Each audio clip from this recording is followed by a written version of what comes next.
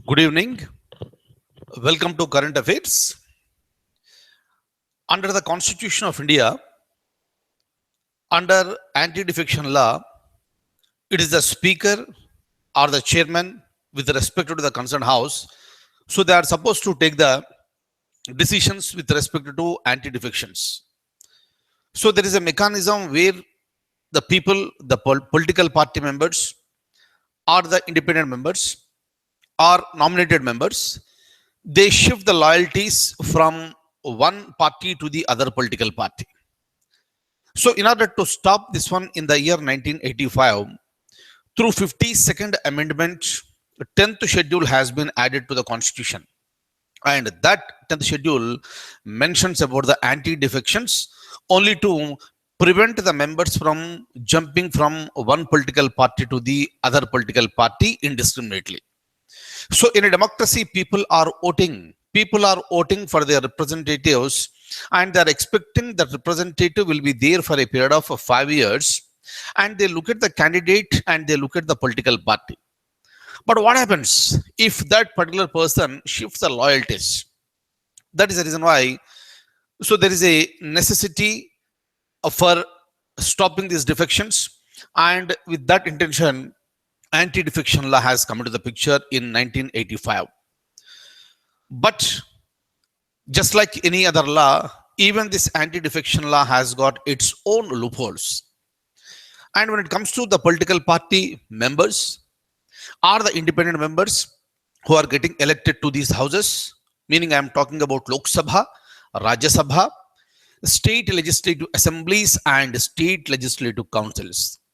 So the people who are getting elected either directly or the people who are being nominated, there is every possibility that they may change the loyalties.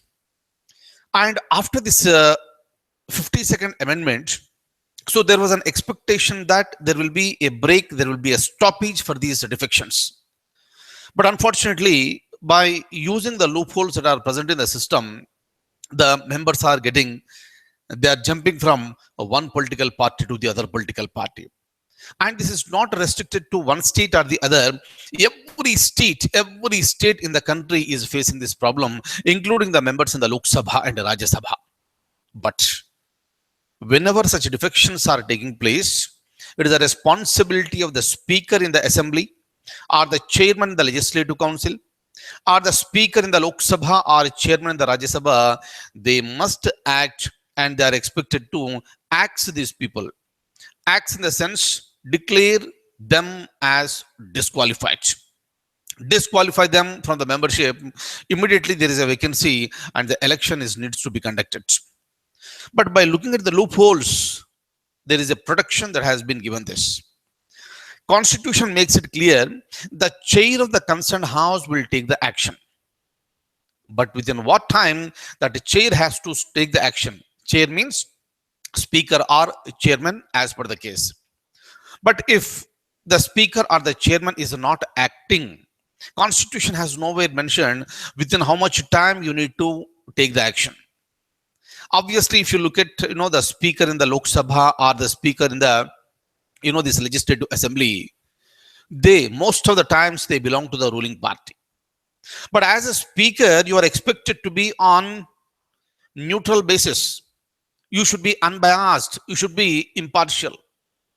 But most of the times, because of this affiliations with the party to which he belongs to or she belongs to, they are favoring and they are giving support to these defections by not declaring the defected MLAs as disqualified. Is it not something against democratic system? Answer is yes. Because the people have voted for a particular person for a purpose by having faith in him, and that person changed the loyalties. Meaning, if you look at this in a very larger context, this is nothing but that the representative is cheating the people by whom he got elected. But there is no answer. Since 1985, it is happening. Since 1985, it is happening. In certain cases, the action is being taken and the members are getting disqualified. But we are in the year 2016. How long it will take place. That's the reason why in some of the states even today also the defections have been taken place, since the concerned speaker of the assembly and the concerned chairman of the legislative council, they are not taking action. Some people have moved the Supreme Court, and the Supreme Court today, it decided to transfer this case to constitutional bench. Listen carefully. Supreme Court has decided to transfer this one to constitutional bench. Kindly remember, there may be a possibility of the question in the examination which was already asked in UPSC some time back. In a constitutional bench, how many judges will be there? How many judges will be there? Minimum 5. Minimum 5 judges will be there. That constitutional bench will be constituted by the Chief Justice of India. And that bench will be deciding these type of sensitive, delicate, important issues. So do we call this judicial activism? Why not? But the political bodies, the parliament or the executive, they claim that judiciary is acting too much. Judiciary is acting too much. But if the judiciary is not acting, then who will take the action? That is the question. Meaning is simple. Constitution has created 3 different bodies: legislature, executive, and judiciary, with an intention of a separation of the powers. But at the same time, they are all acting as a checks and balances.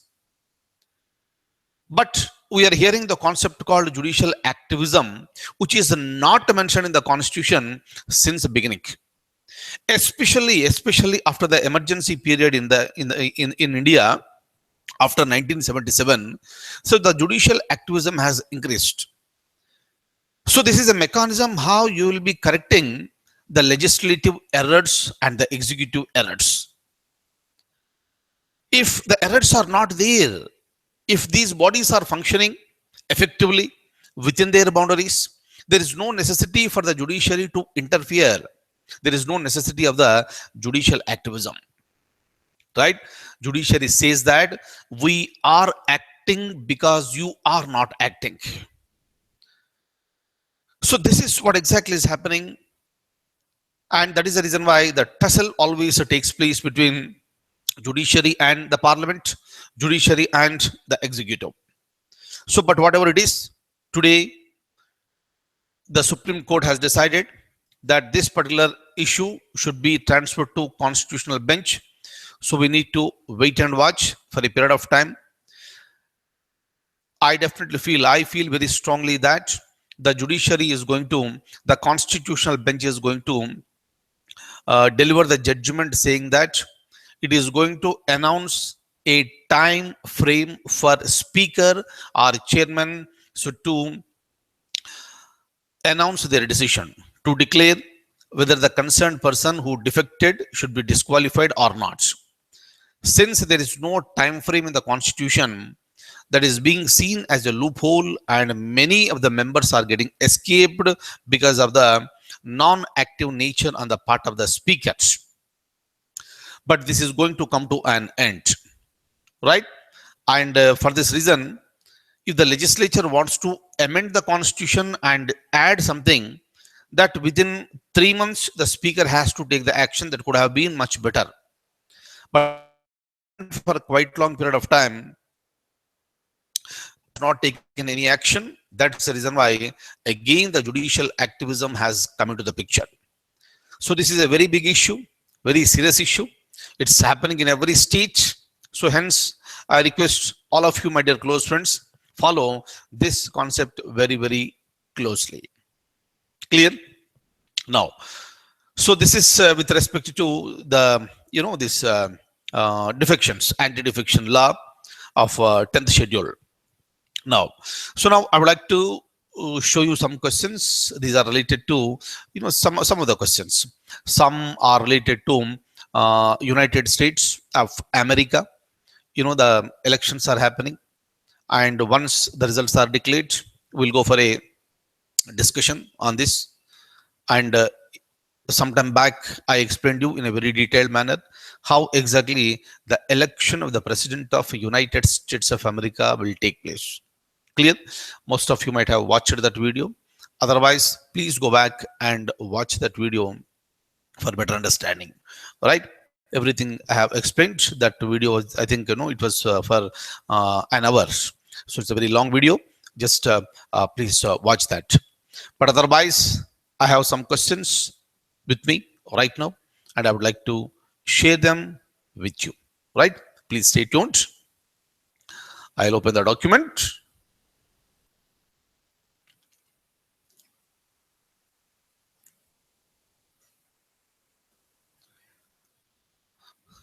Look at this.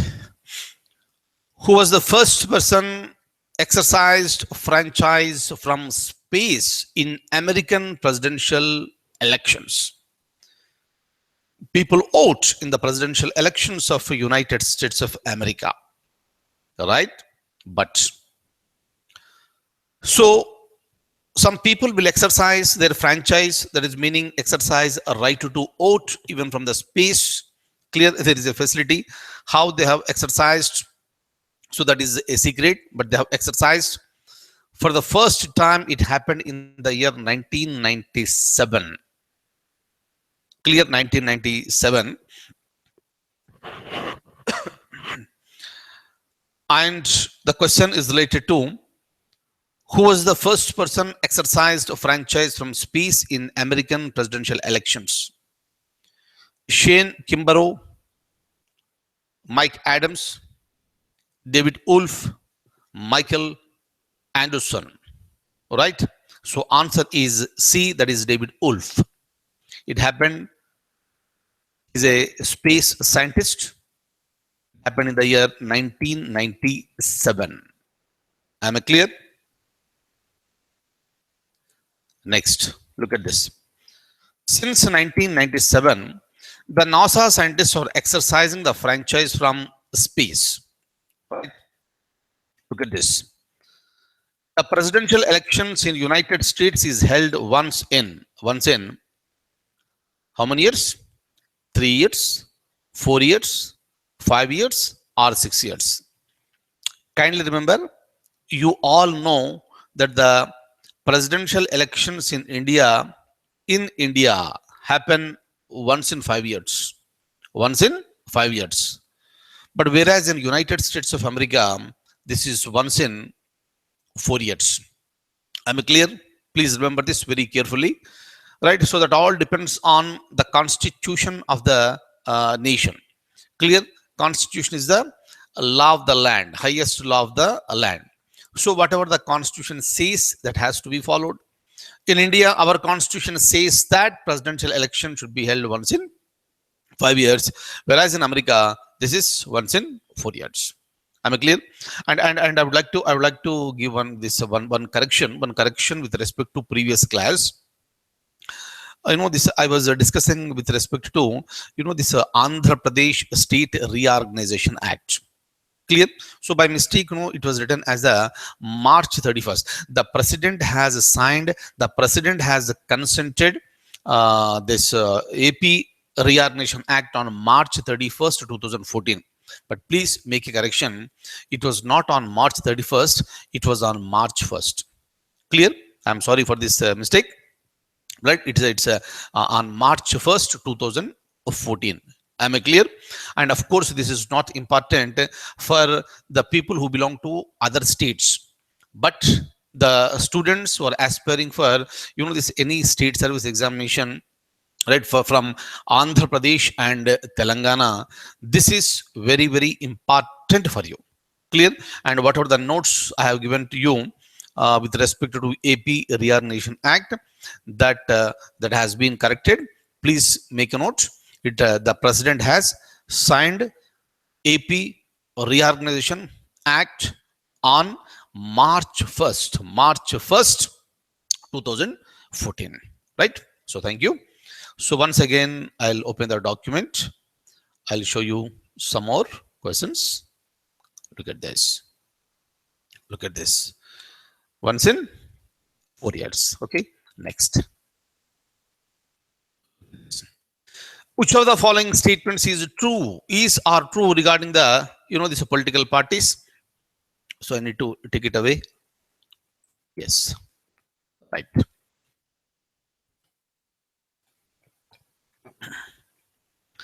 In United States of America, it is only single party system, only two party system, or it's a multi-party system. Please remember this, it's a multi-party system. But majority of the times, for quite long period of time, there are only two political parties that are dominating, Republican and Democratic. Republican and Democratic, these are the two political parties that are dominating for quite long period of time.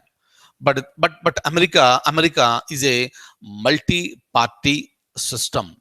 Am I clear? Kindly make a note of this. All right. So now, once again, let me open the document. You will please have a look at this. So option C should be the answer here.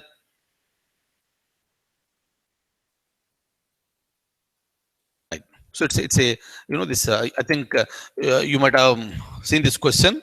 I shared this document with you, right? For a long time back, I shared this document with you.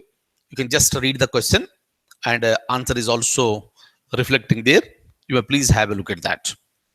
It was a question that was asked in UPSC examination a long time back, but important since the elections are happening in America. So I thought of showing you this question once again, so that it becomes like a revision for you. Revision.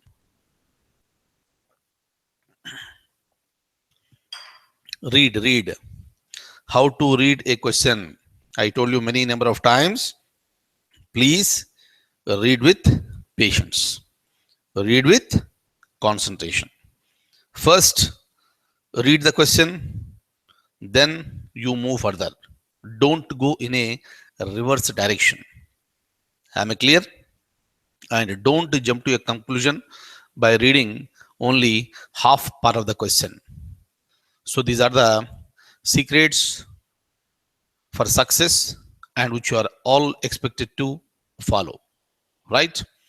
And after coming out of the examination hall, if you feel that I should have read the complete question, realization is good, but that could have been late. Clear? That's the reason why, as a senior to you, I am here to guide you how to go about the examination. Just to follow my guidelines as it is. Okay, yes, I'm moving further once again. You must have heard about this. Author of Bihar to Tihar. Hardik Patel. You must be knowing these names, all the names, right? Rohit Vemula, Nazib, Kanhaiya Kumar.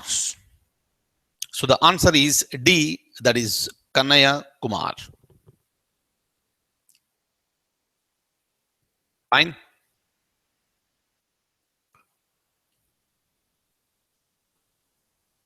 Okay. So that's all for today. So thank you so much for being with me this evening, and I'll see you in the next class with some more information and lots of information. So thank you so much. Have a wonderful evening. Take very good care of yourself. Thank you.